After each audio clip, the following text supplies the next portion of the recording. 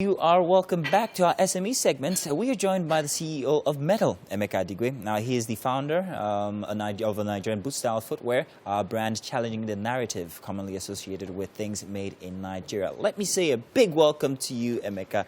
Good to have you again. Thank you. First time I bumped into you was at a leather fair, and you were exhibiting some of your made in Nigeria metal boots. Yes. Now, when we say metal, they're not. It's not like they're made out of metal. I can understand.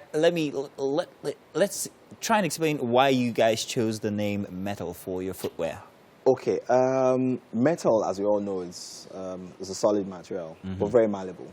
You know, malleable in the sense that you could roll it, you could do anything with it, and it takes the form to which you decide blend it in. You blend it in. So the concept of the Metal brand is that this is a sturdy footwear that can be versatile. It's as versatile as it is. No. Like, for example, you could wear with anything. Like, I'm wearing Afrocentric wear, and I'm still wearing a boot. Nice.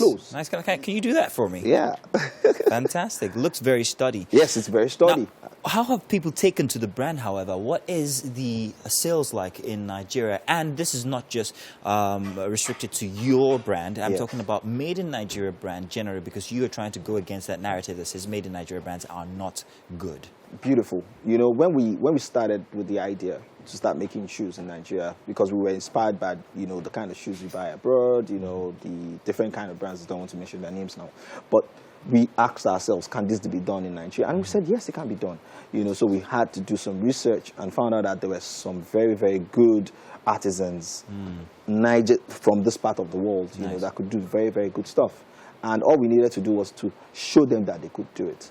Most of them were doing slippers. Most of them were doing normal stuff, you know. But the moment we showed them the roadmap of how to get it done, because of my training as an architect, design person, so it was easy to bring them in to understand what it is. And of course, YouTube helped them see that, oh, there are people like me over there doing this stuff. And so they got interested, and that was how we started. So for a small business, do you have a facility where you have these artisans who are actually hunched over making these shoes? They're handmade, by the way. All our shoes are handmade, 100% handmade. We hand cut them, we hand stitch them, we hand last them. Everything about the process of shoemaking is handmade. So of course, we have machines that help us do some basic stuff, you know, and all that, but basically handmade. So how big is this operation? How many people do you employ, for instance? Okay, I have two operations, basically. I have an operation in Lagos, and I have an operation in Aba, you know. So where else if not Aba? That's the shoe. That's the shoe capital in Nigeria, really.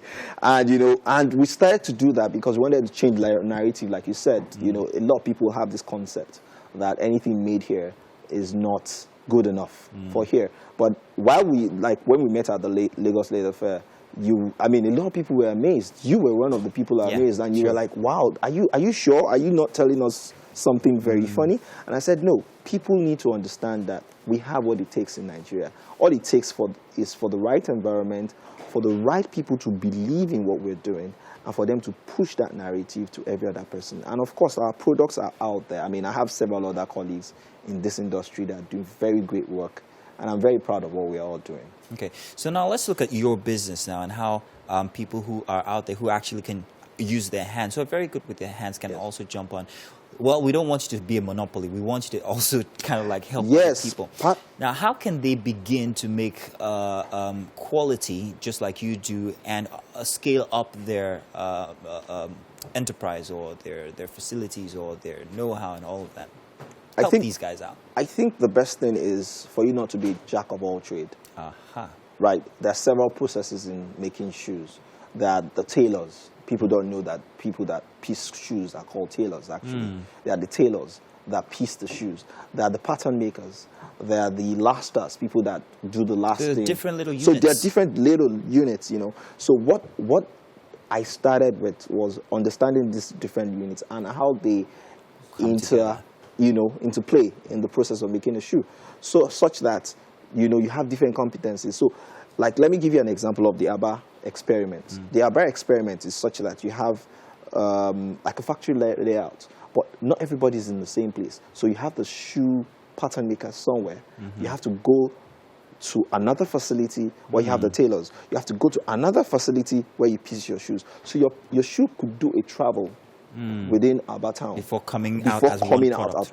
And because everybody is so much of an expert in what he's doing, everything comes out precision. Nice. Our shoes leave Nigeria and go to Europe and get pasted with a label and comes back to us. So now what you've just said is a very unique feature here. And it's something that most people have said, that if you make a shoe in Aba, you send it abroad, it comes back 10. True. And why is that? Do we have to do that journey to actually make it more valuable? When I started off, people were saying, you make these boots here. No, put a foreign brand to it. I said, no. I need to change the narrative. Because this is made in here, this is very good. Why can't I tell people that is Nigerian? So I chose that name, Metal.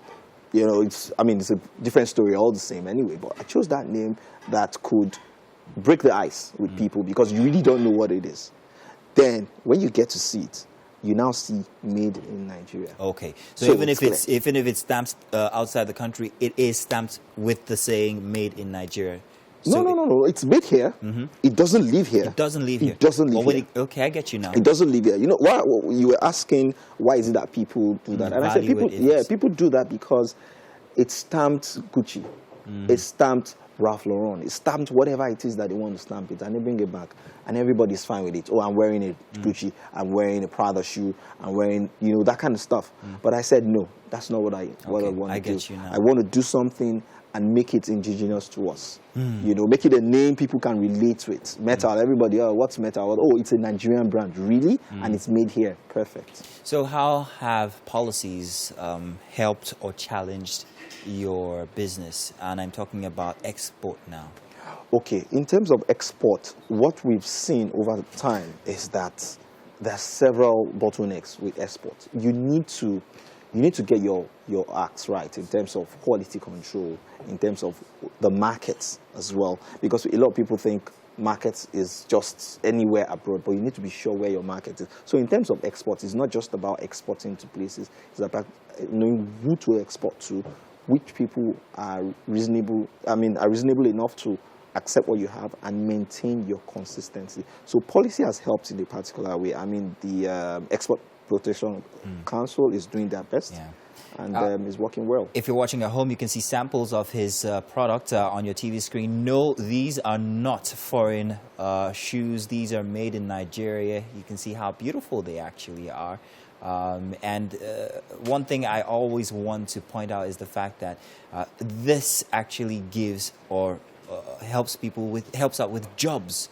Absolutely. You are making people have jobs. You're adding to the job market out there, giving people the opportunity to be able to make an income themselves as artisans and workmen. And to believe that this is something that can give them a living. I mean, look at that. That definitely, they just don't look like they're made in Nigeria. That's really, really good.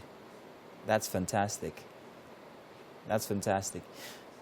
Now, if you would you say that your business is secluded or restricted rather to the Nigerian market, or have you started to experience people request for your product outside of the country? We have started seeing that kind of response, from people outside, especially for people of Nigerian descent outside the country. So we've started seeing that, and it's quite encouraging. Well, that is very fantastic, man. Thank you very much. Now, I wish I could go on. We could talk more about this, but yes. As much as you're in here to talk about SMA, we also have a treat for you as our final guest. Whoa.